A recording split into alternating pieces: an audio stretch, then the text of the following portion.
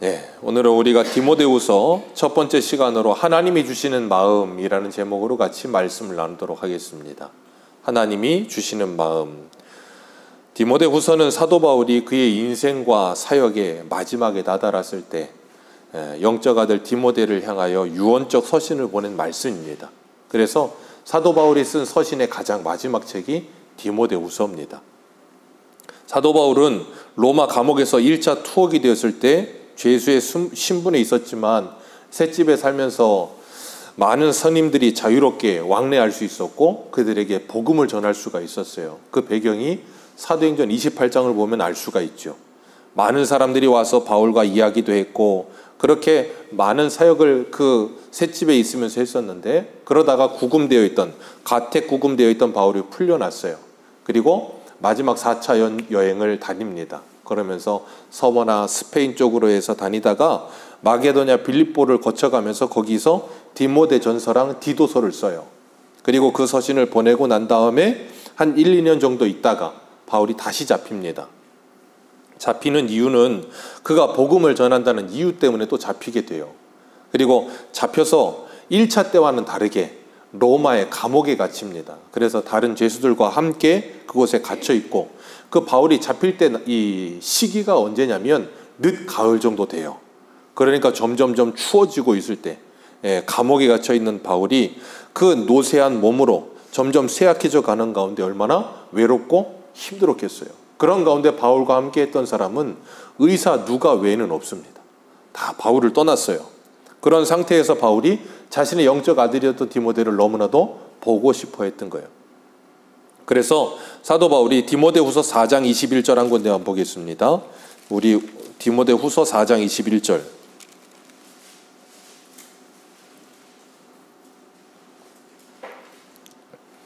(4장 21절) 우리 같이 한번 읽겠습니다. 시작.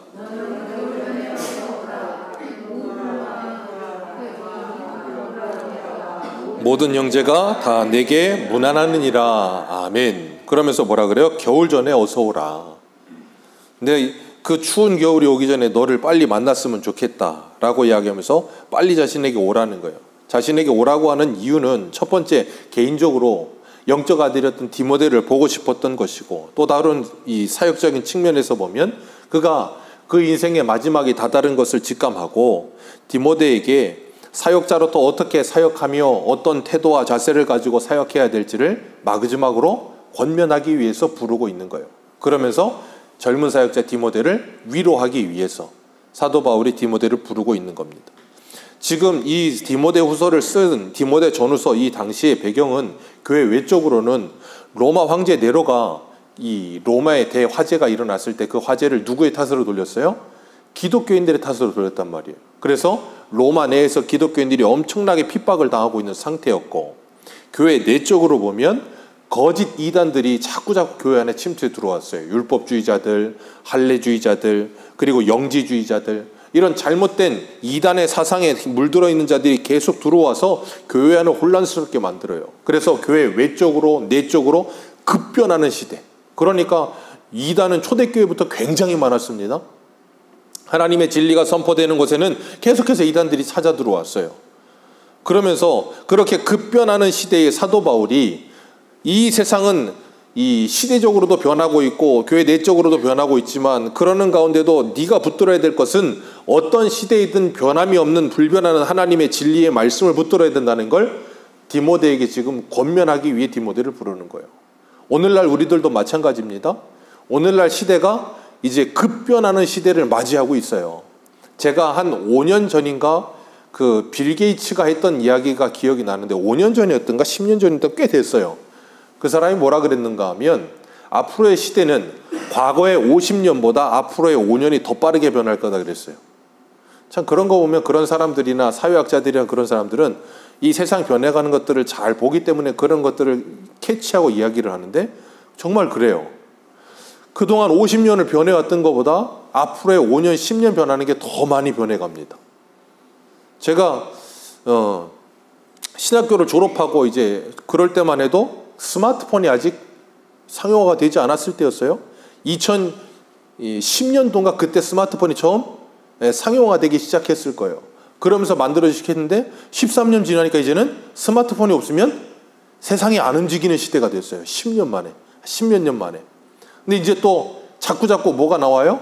인공지능이 나와요. AI 나오고 뭐 하늘 날아다니는 택시 나온다 그러고 있고, 그러면서 또 챗 GPT인가 그게 또 나왔다 그러더라고요. 아직 경험은 못 해봤는데 이야기를 들어보면 뭐 구글이 지금 굉장히 긴장할 정도래요. 구글이 없어지냐 마냐 그럴 정도로 엄청난 급변하는 이 격이 있다 그러더라고요. 로봇이 만들어지고 그런 인공지능이 결합이 되면 우리가 공상과학 영화에서나 보던 일들이 아마 우리 세대에 아마 일어날 겁니다. 그런 일들이 일어나고 있어요. 그렇게 뭔가 변해가고 있는 이런 시대에 우리가 붙들어야 될 것은 변함이 없는 진리라는 거예요.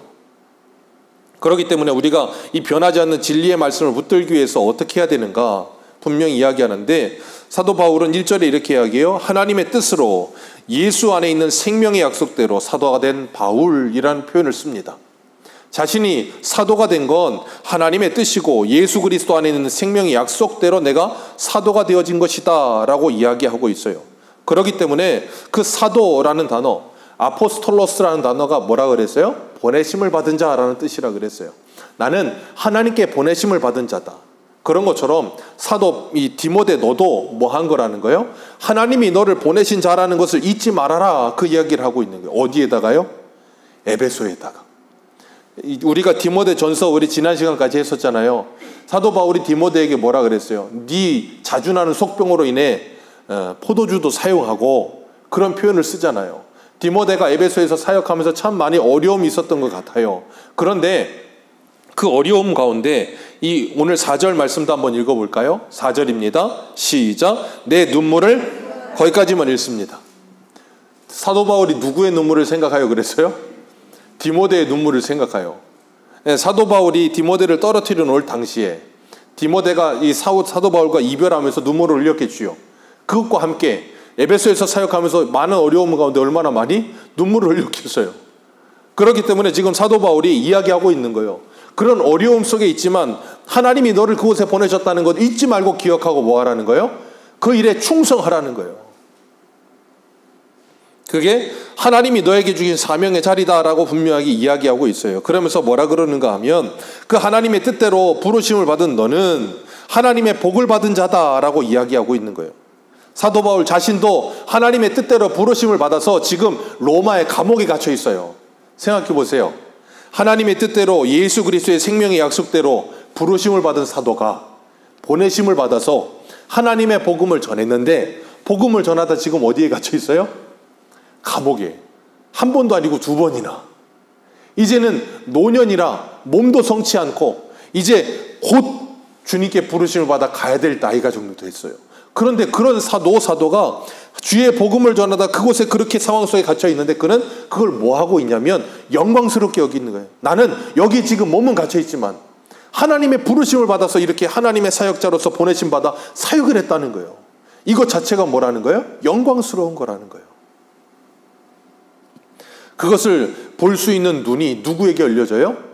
성령으로 말미암아 그 눈과 귀와 마음이 열려진 자에게만 크게 보여지는 거예요. 그러기 전에는 오늘 오전에 세베대의 아들 야고보와 요한의 어머니처럼 뭘 원해요? 왼쪽 오른쪽만 원하는 거예요. 만약에 그 어머니가 예수님 말씀하신 것처럼 네가 원하는 게 뭔지를 몰랐을 거다 그랬는데, 네가 원하는 게 이런 거다 그랬다면 그 어머니가 예수님께 찾아와서 달라고 했겠습니까? 안 달라고 했겠죠. 안 달라고 했을 거예요. 그런데 그걸 모르기 때문에 그러고 있는 거죠. 근데 사도 바울은 그게 얼마나 영광스러운 건지를 알았어요. 그래서 8절에 뭐라 그래요?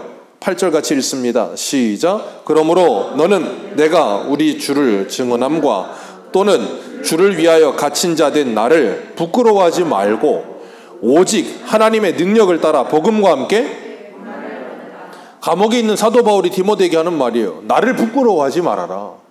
내 복음 전하다가 감옥에 갇혀 있는 게 부끄러운 일이 아니다. 이게 영광스러운 일이다 라고 이야기하면서 뭐라 그래요? 하나님의 능력을 따라 복음과 함께 너도 뭐 해라?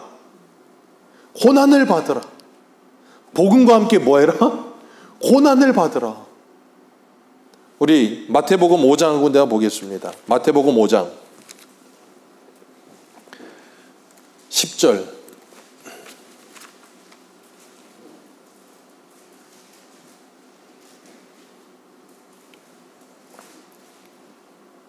마태복음 5장 10절입니다.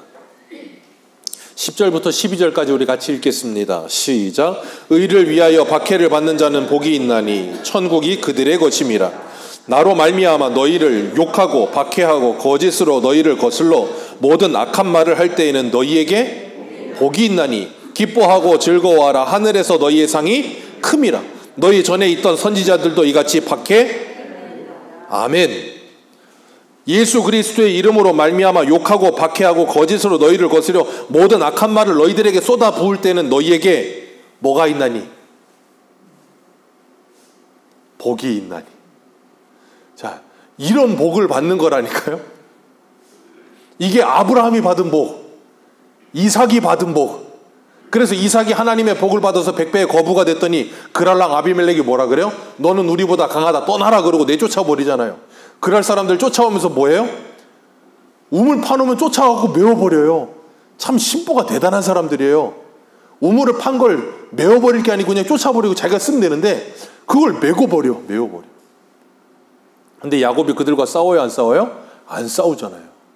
자, 하나님의 복을 받은 사람이 그래요. 야곱, 하나님의 복을, 형의 복을, 형이 받아야 될 장자의 복을 자기가 사기를 쳐서 속여가지고 빼앗았어요. 하나님이 주신다고 하셨지만 그 복을 받았는데 어디가 있다고요? 광야. 그러니까 그게 복이라는 게 보이지 않으면 뭐 하게 된다 그랬어요? 오늘 오전에 원망. 그게 누구예요? 이스라엘 백성들. 광야에 40년을 살면서 그들은 뭐예요? 때만 되면 하나님께 원망을 해요. 여기는 부추도 파도 뭐 참외도 수박도 애굽에 모든 게 없다 그러면서 원망하잖아요. 지금 그들과 누가 함께 하시는데? 하나님이 함께 하는데 구름기둥 불기둥을 보고 있고 반석에서 물이 나오고 하늘에서 매일 아침마다 만나가 떨어지고 하나님이 없다 그러면 메추라기 불러갖고 고기도 먹여주고 해줄 것 다 해주는데 그런데도 뭐 한다고요? 원망. 왜요? 그들의 육신의 눈에 보기에 이 광야는 저 애굽 땅 같지 않아 보이는 거예요. 마치 아브라함의 조카 롯처럼. 롯이 소돔과 고모라를 볼 때 어떻게 했다고요? 여호와의 동산과 같았더라.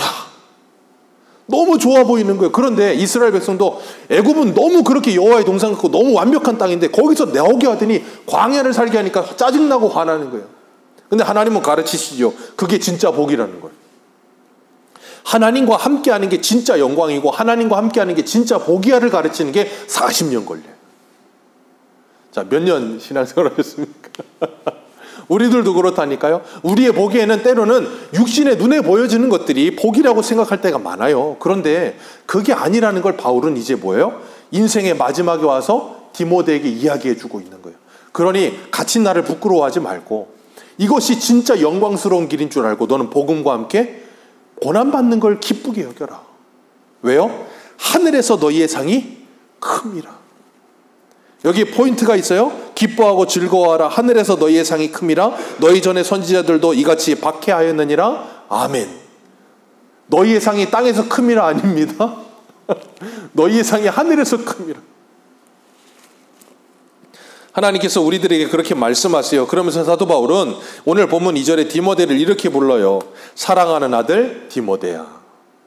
사랑하는 아들 디모데야. 사도 바울은 디모데를 하나님의 진리의 말씀으로 낳았습니다. 우리는 육적 부모가 우리들을 배 아파 낳지만 그것과 함께 우리는 예수 그리스도를 믿는 순간 거듭나는 겁니다. 다시 태어나는 거예요. 그걸 중생이라고 표현하죠. 사도 바울은 주의 복음으로 디모데를 뭐 했어요? 다시 낳은 거예요. 그 사도 바울이 전해주는 복음으로 그가 중생하게 되는 거예요. 그게 바울을 만났기 때문은 아니겠죠. 그 어머니, 외할머니 거기서 이미 복음을 들었고 어려서부터 믿음으로 자랐겠죠. 그러면서 사도 바울을 만나 뭐 했겠어요? 신앙의 세계에 더 넓은 것을 알게 되었겠죠. 그러면서 사역하는 일도 했겠죠. 여러 가지 일들을 하면서 사도 바울은 뭐 했는가 하면 자신의 영적 아들이라는 표현을까지 써요.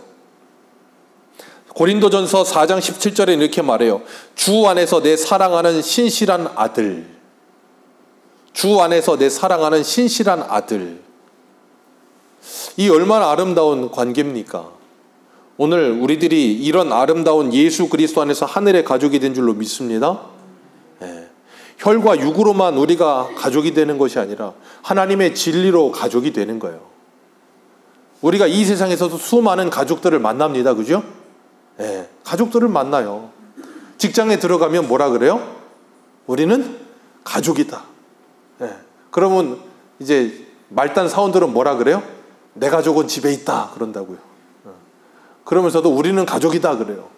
그리고 또 하나 뭐가 있는가 하면 운동 경기를 할 때 어떤 내가 응원하는 팀이 있어. 그럼 그 팀에 같이 응원하는 사람들은 뭐예요? 가족이에요. 우리가 남이가 그러면서 뭐 하잖아요. 저 부산은 가족이라니까 가족. 그 운동 경기를 응원할 때만큼은 하나가 돼가지고 2002년 보세요. 그냥 하나가 돼가지고 그냥 쫄쫄 뭉쳐서 그런 것처럼 우리가 예수 그리스도 안에서 진정한 가족이 된다는 게 어떤 의미인지를 분명히 이해할 수 있어야 되는 거예요. 사울은 디모데를 축복하면서 하나님 아버지와 그리스도 예수 우리 주께로부터 은혜와 긍휼과 평강이 내게 있기를 원한다. 그러면서 뭐라 그래요? 밤낮 내가 하나님께 너를 떠올리며 기도한다. 밤낮 내가 하나님께 너를 떠올리며 기도한다. 그러면서 뭐라 그러는가 하면 3절 같이 읽겠습니다. 시작. 청결한 양심으로 조상적부터 섬겨오는 하나님께 감사하고 내 눈물을 생각하여 너 보기를 원함은 내 기쁨이 가득하게 하려 함이라. 사도 바울은 디모데를 간절히 만나기를 원했어요. 디모데도 사도 바울을 만나기를 간절히 원했겠죠. 우리가 힘들고 어려울 때면 때로는 이렇게 여행을 떠나거나 아니면 자연을 보거나 그러는 게 굉장히 힐링이 될 때가 있어요. 오늘도 우리 유초등부 예배 드리는데 한 부부가 여행 왔다가 아이 예배 때문에 왔다가 가셨거든요. 그 아버지는 예수를 안 믿어요. 근데 아버지랑 잠깐 나가서 이야기를 하는데 그러더라고요. 강남 쪽에서 일을 하는데 여기 와서 자연을 보니까 너무 힐링이 된다고. 예, 그 빡빡한 도시 속에 살다가 여기 와서 이 바다만 봐도 힐링이 된대요. 예, 얼마나 좋습니까? 그렇게 자연을 찾아가고 그리고 또 산을 찾아가고 그런 것들을 보면서 힐링을 하는데 참 그리고 그런 것도 우리에게 힐링이 되지만 또 하나는 뭐냐면 내가 간절히 만나고 싶어하는 사람, 나와 이 신앙의 말이 통하고 결이 통하는 사람, 그런 사람들을 만나면 그 사람을 만나서 뭐 대단한 일을 안 해도 굉장히 마음이 편안해지고 마음이 풀려지는 걸 느낄 때가 있어요. 지금 사도 바울과 디모데는 그런 관계예요. 만나는 것 자체가 뭐예요? 기쁜 관계. 만나서 함께 작은 일이지만 작은 말을 오가는 가운데 거기서도 뭐예요? 정을 느끼고 위로를 느끼는 관계. 사도 바울은 감옥에서 그 마지막에 디모데를 만나 위로를 받기를 원하고 사역 가운데 힘든 가운데 어려운 가운데 있는 그 디모데를 만나 그에게 위로를 주며 힘을 주기를 원했던 거예요. 그러면서 사도 바울이 디모데에게 이렇게 이야기해요. 5절에 내 속에 거짓이 없는 믿음을 생각한다. 디모데는 앞뒤가 같았던 사람이었던 것 같아요. 거짓말하지 않는 사람, 속이 뭔가 그런 표현 쓰잖아요. 우리나라 10길 물 속은 알아도 한 길 사람 속은 모른다고. 그런 사람 만나면 피곤합니다. 그런 사람 만나면 대화 자체가 힘들어요. 뭔가 모르게 꽉 막혀있는 거고 통하질 않아. 아무리 대화를 해도 겉돌아 자꾸. 그런데 지금 사도 바울은 디모데에게 이렇게 이야기해요. 네 속에 거짓이 없는 믿음을 있는 걸 내가 안다. 그 믿음은 네 외할머니 로이스와 그리고 어머니 유이게로부터 계속해서 내려오는 참된 믿음이다라고 고백하고 있어요. 이것만큼 위대한 칭찬은 없는 것 같아요. 오늘 우리 새소망교회 함께하고 있는 여러분들이 이런 칭찬 받으시길 주님의 이름으로 축복합니다. 이 로이스와 유니게는 어디 다른 곳에 많이 나오는 이름이 아니에요. 딱 한 번 이렇게 나오는데 그들의 믿음이 어떠한지를 누구를 통해 알아요? 디모데를 통해 알잖아요. 그 아들의 모습을 보면서 그 어머니의 믿음, 그 외할머니의 믿음으로 내려오는 그 모습이 그냥 보여지는 거예요. 사도 바울은 두려워하는 마음을 가지고 있는 그리고 그 사역에 눌려있는 디모데에게 그렇게 칭찬하면서 뭐라 그러냐면 6절에 나의 안수함으로 내 속에 있는 하나님의 은사가 다시 부리듯 하기를 위하여 너를 생각나게 한다. 그 말은 뭐냐면 네가 처음 안수 받을 때에 하나님께 받았던 그 안수 때에 받았던 은사와 그리고 그때에 가졌던 열정을 내가 너를 불러서 다시금 뭐하게 하기를 원한다는 거냐면 생각나게 하기를 원한다 그 말이에요. 왜요? 이 말 표현만 봐도 디모데가 지금 많이 눌려 있다는 게 느껴지는 거예요. 그러니까 바울이 그를 다시 이렇게 세우기 위해서 그를 부르고 있는 거예요. 그러면서 7절에 이야기합니다. 뭐라 그래요? 7절 같이 읽습니다. 시작.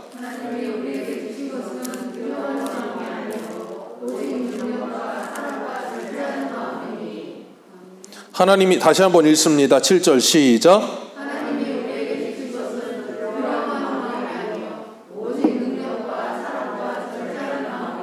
아멘.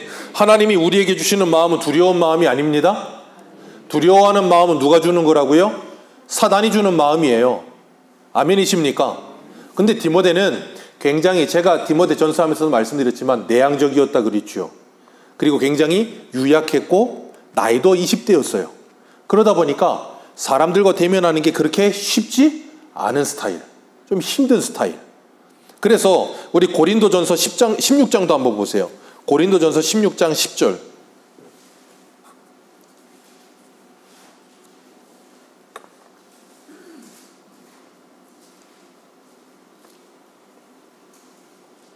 고린도전서 16장 10절입니다. 우리 같이 읽겠습니다. 시작.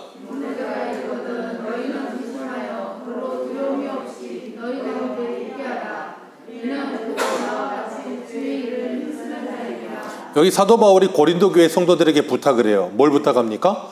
디모데 오면 두려운 마음 들지 않게 해라. 왜요? 바울은 알거든요. 유약하다는 거. 그럼에도 불구하고 디모데에게 지금 고린도 교회를 맡기고 있어요. 그리고 디모데 전서에서는 어디 교회를 맡겼어요? 에베소 교회를 맡기고 있어요. 왜요? 이야기하는 것처럼 12절 말씀 읽어볼까요? 고린도전서 16장 12절 같이 읽겠습니다. 시작.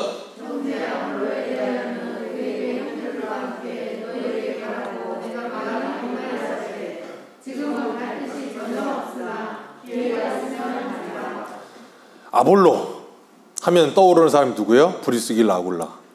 말 잘하죠.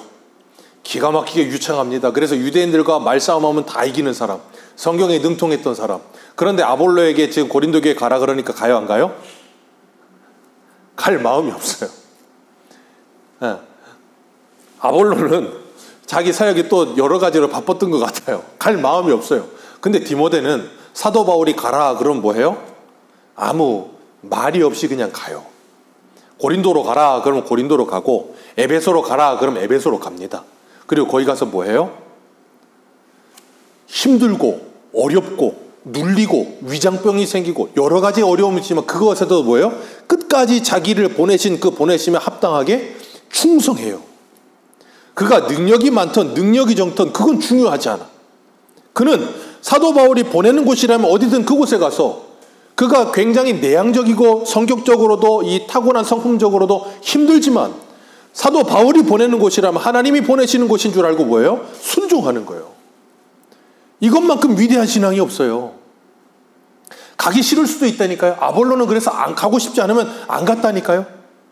그럴 수도 있어요. 그런데 디모데는 그러질 않아요. 이 얼마나 아름다운지 몰라요. 사도 바울은 그에 대해서 잘 알았어요. 그렇기 때문에 이 디모데가 에베소에서도 많이 두려워할 거라는 걸 알았기 때문에 이런 말을 해요. 우리가 이 신앙생활을 하면서도 그렇지만 일상생활을 하면서도 그래요. 일상생활을 하거나 운동 경기를 하거나 모든 것이 다 그런데 우리 세상 사람들이 그런 말합니다. 세상 사람 뭐 먹기 달렸다고요? 마음 먹기 달렸다. 그런 표현을 써요. 세상 사람, 우리가 인생을 살아가는 데서 내가 어떤 마음을 먹느냐에 따라서 세상이 달라 보여요. 네, 그 중요한 겁니다. 어떤 마음 먹느냐가 중요한 거예요. 그렇기 때문에 우리가 이 마인드 컨트롤 한다는 것도 중요하죠. 그래서 심리학자들은 이 마인드 컨트롤 같은 거 굉장히 많이 하고 멘탈 관리 잘해야 된다는 말도 많이 하고 그럽니다. 운동 경기를 할 때도 이 축구 선수들이나 야구 선수들 이 메이저리그나 EPL 같은데 그런 데 가면 이런 피지컬 관리만 하는 게 아니에요. 선수들 멘탈 관리하는 정신과 의사들도 거기 다 붙어요. 다 붙어서 이 사람이 지금 멘탈적으로 정신적으로 어떤가를 상담하고 그 사람이 평온한 마음의 상태를 갖게끔. 왜요? 그래야 경기가 잘 돼요. 안 그러면 경기가 안 풀려요. 사람이 경직되고 근심 걱정이 많으면 운동 경기도 잘 안 돼. 긴장하게 되고 굳어버리고 몸이. 그래서 워밍업 많이 하잖아요, 몸을. 그러는 게 왜 그러냐면 이거 계속 똑같은 반복 동작하면서 땀을 흘리면서 잡생각이 사라지게 하려고. 그런데 신앙의 생활도 마찬가지예요. 신앙생활 속에서 이 우리의 마음 먹는다는 게 정말로 중요한 일인데, 문제는 이 마음이 내 마음처럼 먹어지지가 않아. 그래서 우리는, 세상 사람들은 멘탈 관리를 하지만 우리는 뭘 해요? 기도하잖아요. 왜요? 빌립보서 4장에 뭐라 그랬었어요? 아무것도 염려하지 말고 기도와 간구를 하라. 그럼 뭐 하신다고요? 평강의 하나님이 그리스도 예수 안에서 너희의 마음과 생각을 지켜주시리라. 그렇기 때문에 잠언 4장 24절에 뭐라 그럽니까? 무릇 지킬 만한 것보다도 내 마음을 지키라. 생명의 근원이 이에서 나느니라. 그걸 누가 지켜주시겠다 그랬어요? 하나님이 지켜주시겠다고 약속하셨어요. 우리의 최고의 멘탈 관리 코칭 스텝은 누구예요? 하나님이시라니까요. 그러니까 하나님께 기도하셔야 돼요. 다른 거 하시려고 하지 마시고 기도하세요. 그럼 하나님이 뭐 하신다고요? 붙들어 주신다니까요. 어떻게 해요? 말씀으로요. 그래서 우리가 창세기에 보면 아브라함, 이삭, 지금 야곱까지 가고 있는데 그들이 어려움이 있을 때마다 하나님 찾아오셔서 뭐 하세요? 언약을 확인시켜 주잖아요. 사도 바울이 젊을 때 저 사역을 하고 있을 때, 젊을 때가 아니죠. 이제 3차 전쟁이 끝나고 이제 로마로 갈 때, 로마로 가는 가운데 유라굴로 광풍을 만나서 이제 태풍 만나갖고 배가 파손될 위기에 있을 때 하나님이 찾아오시잖아요. 밤중에. 두려워하지 마라. 네가 로마에 가서도 이 복음을 전해야 하리라. 그 말씀을 바울이 처음에 예루살렘 갈 때부터 하셨어요. 근데 유라굴로 광풍을 만났을 때도 하나님이 나타나서 그 말씀 하신다고요. 뭐 하시는 거예요? 하나님의 언약을 주시면서 너 저기 갈 때까지 내가 너를 지킬 거야. 그러니까 걱정하지 말라 그래요. 바울이 그 말을 듣고 나서 평강을 찾잖아요. 그리고 태풍 안에서도 그 사람들 걱정하지 말라고, 내가 믿는 하나님이 지켜주시겠다고 약속하셨다고. 오늘 우리도 마찬가지예요. 하나님이 우리들을 하나님의 말씀을 읽게 하시고 듣게 하시는 이유가 있다니까요. 뭐 하시기 위해서? 우리가 바쁘게 한 주간을 살다 보면, 세상 가운데 너무나도 바쁘게 살다 보면 우리의 믿음을 잃어버릴 때가 있어요. 내 마음과 생각을 하나님께 붙들어 매야 되는데, 말씀께 붙들어 매야 되는데 자꾸 세상에 흘러 떠내려가. 그러다 보면 세상 사람들의 말이 크게 들려. 그러다 보면 이렇게 해도 해야 될 것 같고 저렇게 해도 해야 될 거고, 인생이 이렇게 살면 안 될 것 같고, 온갖 세상의 말들이 나를 가득히 막 사로잡아. 그러다 보면 뭐 하냐면 나도 모르게 두려움이 찾아와. 기억하십시오. 두려움은 실체가 없습니다. 두려움은 실체가 없는데 그 실체가 없는 두려움이 우리의 마음과 생각을 사로잡아 버리잖아요. 아무것도 못해요. 사람이 바보가 돼요. 그럴 때 우리는 뭐 해야 되냐면 하나님의 말씀에 집중해야 되는 거예요. 세상의 소리보다 하나님의 소리가 더 크게 들리게 말씀을 읽고 말씀을 듣고 기도하면서 내 마음과 생각에 하나님의 말씀이 사로잡히도록 기도해야 돼요. 그럼 뭐 하게 되는 줄 아세요? 세상 사람들이 말하던 모든 중요하다고 말하던 것들이 하나도 중요해지지가 않아. 그러면서 뭐 하지냐면 담대해지기 시작하는 거예요. 그게 주님이 우리에게 주시는 마음이라니까요. 그래서 우리 여호수아서 1장 한 번만 볼까요? 구약성경 여호수아서 1장입니다. 여호수아서 1장 6절.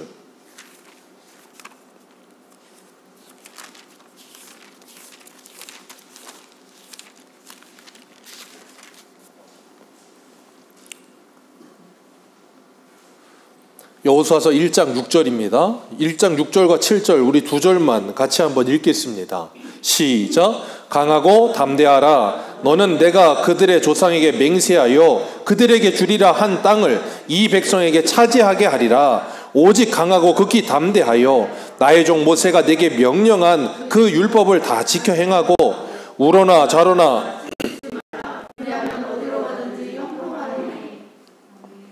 하나님께서 지금 여호수아에게 하시는 말씀이에요. 6절에 강하고 담대하라. 7절에도 강하고 극히 담대하라. 9절에는요. 내가 내게 명령한 것이 아니냐. 강하고 담대하라. 두려워하지 말라. 왜 이 짧은 구절 속에 이 말을 계속해서 반복할까요?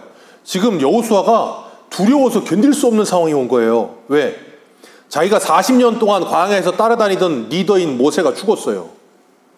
그리고 이스라엘 백성들은요. 자기들이 그동안 따라오던 모세가 죽고 나니까 다 자포자기하듯이 쓰러져 버린 거예요. 그런 상태에 여호수아 혼자 덩그러니 놓여 있으니까 얼마나 두렵겠어요. 그러니까 하나님께서 말씀하시는 거예요. 두려워하지 마라. 내가 모세와 함께하며 이스라엘 백성들을 이끌었던 것처럼 너와 함께하여서 이 백성들을 이끌 것이다. 네가 하는 것이 아니라 누가 한다? 하나님이 한다는 거예요.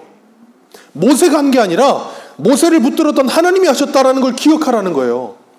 그러면서 강하고 담대하라. 내가 너와 함께하니라. 네가 어디로 가든지 너와 함께하니라. 이거 어디서 하신 말씀이에요? 창세기 28장 15절에 야곱에게 하신 말씀. 네가 어디로 가든지 내가 너와 함께하며 내가 너에게 이루고자 하는 모든 뜻이 다 이루어지기 전에는 너를 떠나지 아니하리라. 예수님이 마태복음 28장에 승천하시면서 뭐라 그랬어요? 세상 끝날까지 내가 너희와 함께하겠다. 아멘? 우리가 그 말씀을 붙든다면 두려움이 떠나가는 거예요. 그러니까 다니엘이 사자굴 앞에서도 두려워하지 않는 거예요. 그 새 친구가 풀무불 아래에서도 두려워하지 않는 거예요. 왜? 하나님이 나와 함께 하시니까. 그러니까 다윗이 골리앗 앞에 두려워하지 않는 거예요. 이스라엘 전 군대가 다 두려워하는데 다윗 한 사람만 두려워하잖아요. 왜요? 다윗은 하나님을 두려워했거든요. 사울 이하 이스라엘 모든 군대는 하나님을 두려워하지 않고 골리앗을 두려워해요. 그래서 사울의 기록을 보면 사울이 평생에 블레셋과 전쟁이 있으므로 힘 있는 자, 용맹한 자만 보면 옆에 두었더라. 그러니까 어떻게 해요? 하나님이 골리앗을 데려다 놓는 거예요. 왜? 평생 불러 모은 힘 있는 자, 용맹한 자가 무용지밀이 되게 만들어 버리시는 거예요. 그리고 뭐 하게 하시려고? 하나님을 붙들게 하시려고. 그러니까 여호수아와 갈렙이 뭐라 그래요? 저 안악자손은 거인이고 우리는 스스로 보기에도 메뚜기다. 그러니까 여호수아 갈렙이 뭐라 그랬어요? 그들은 우리의 밥이라. 하나님이 우리와 함께 하시기만 하면. 이게 그리스도인들이 갖는 담대함이에요. 우리와 함께 하시는 분이 누군지를 알면 그 믿음을 가지면 이 세상을 두려워하지 않는다니까요. 그래서 히브리서 11장에 뭐라 그랬어요? 이 세상이 감당하지 못하는 사람들이 된다. 그걸 요한일서에 뭐라 그래요? 세상을 이기는 이김은 이것이니 너희의 믿음이니라. 그래서 하나님을 믿는, 예수 그리스도를 믿는 하나님의 사람들은 이 세상을 이기며 살았습니다. 아멘이십니까? 이제는 저와 여러분들의 차례입니다. 지금 사도 바울이 디모데에게, 하나님께서 사도 바울을 통해서 디모데에게 두려워하지 말라 그러셨지만 그건 디모데에게만 한 말이 아니라 저와 여러분들에게 하시고 있는 말씀이에요. 두려워하지 말라는 거예요. 근데 사람들은 내게 지금 눈앞에 있는 문제에 당면하면 그 문제가 세상보다 커 보여. 여러분의 눈앞에다가 손가락을 이렇게 손바닥을 가려보세요. 태양도 가려져요. 저 큰 태양이 안 보이고 가려진다니까요. 제가 예전에 실제 있었던 일이에요.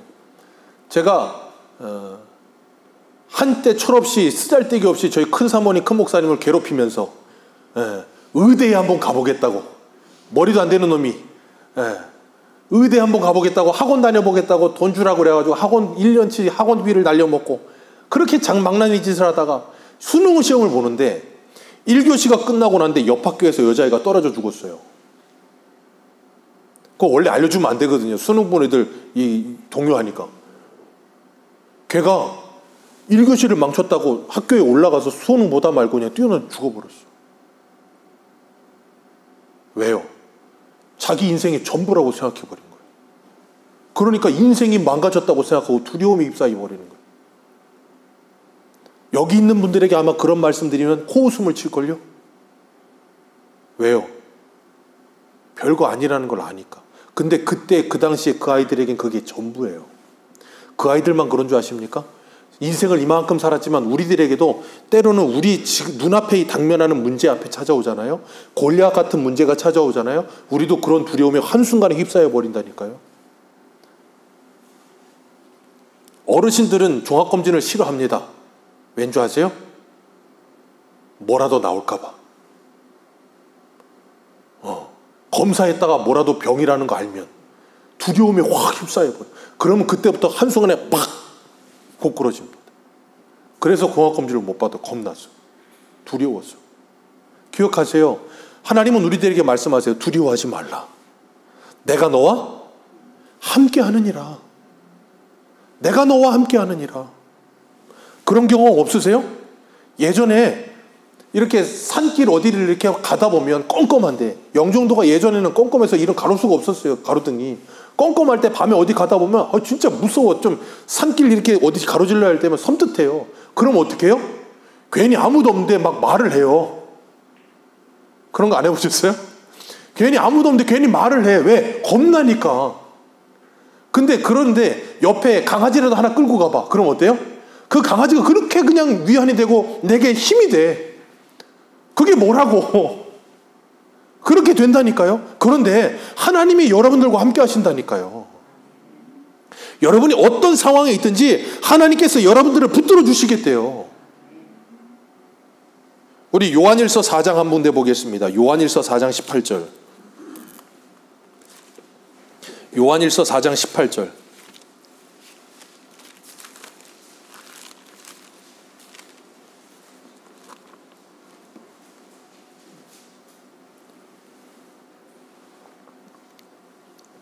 요한일서 4장 18절 같이 읽겠습니다. 시작.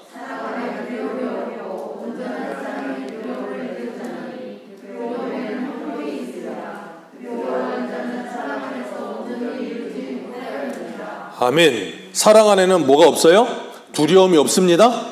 온전한 사랑은 뭘 내쫓습니까? 두려움을 내쫓습니다. 아멘이십니까?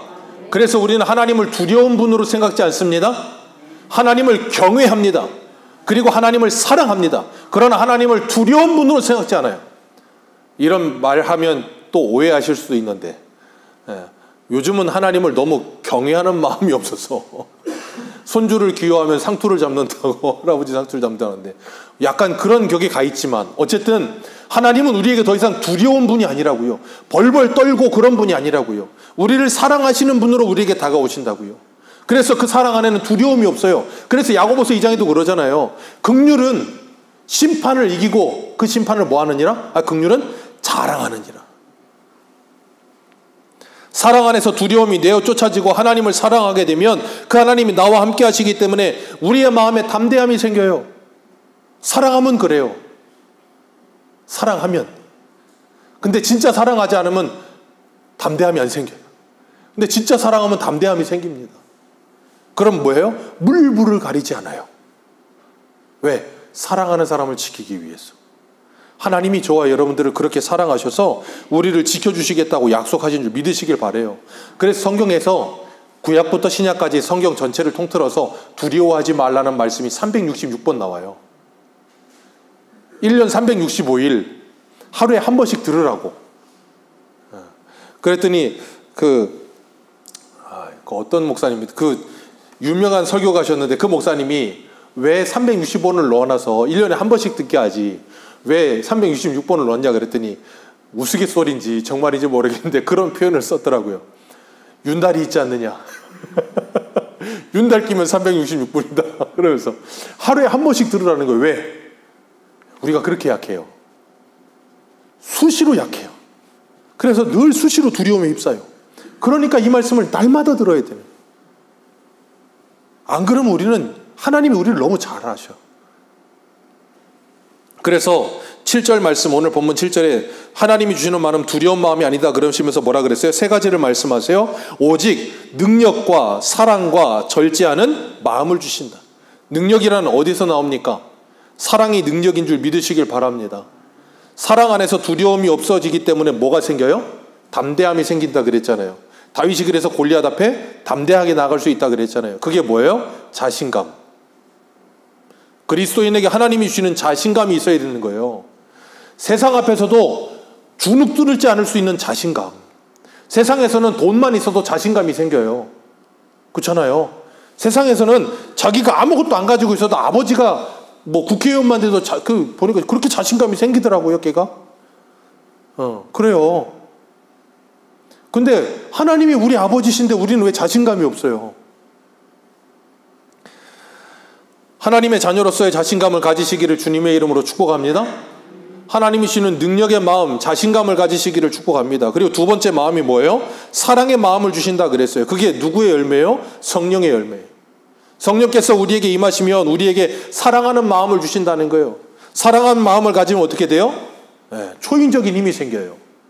가끔 뉴스나 유튜브 같은 거 보시면 엄마들이 아이가 순간적으로 위험에 처했을 때 그 아이를 구하기 위해서 엄청난 괴력을 발휘하는 걸 보신 적 있으세요?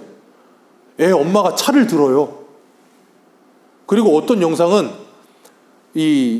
저 동남아 쪽이었던 것 같은데 아빠가 오토바이 운전을 하고 중간에 아이가 껴있고 마지막에 엄마가 탔는데 어떻게 해서 부딪혀가지고 이 엄마랑 애기가 떨어지는데 마주오는 쪽에서 덤프 트럭이 온 거예요. 그 엄마가 애를 감싸 안고 이렇게 휘 감는데 차 바퀴 속으로 들어가진 않았어요. 근데 애가 차 바퀴 속에 들어가는 끄집어내서 애가 끌어안고 반대로 돌리더라고요. 그게 무슨 마음이에요? 사랑의 마음이요. 네. 그 사랑의 마음은 목숨도 걸어요.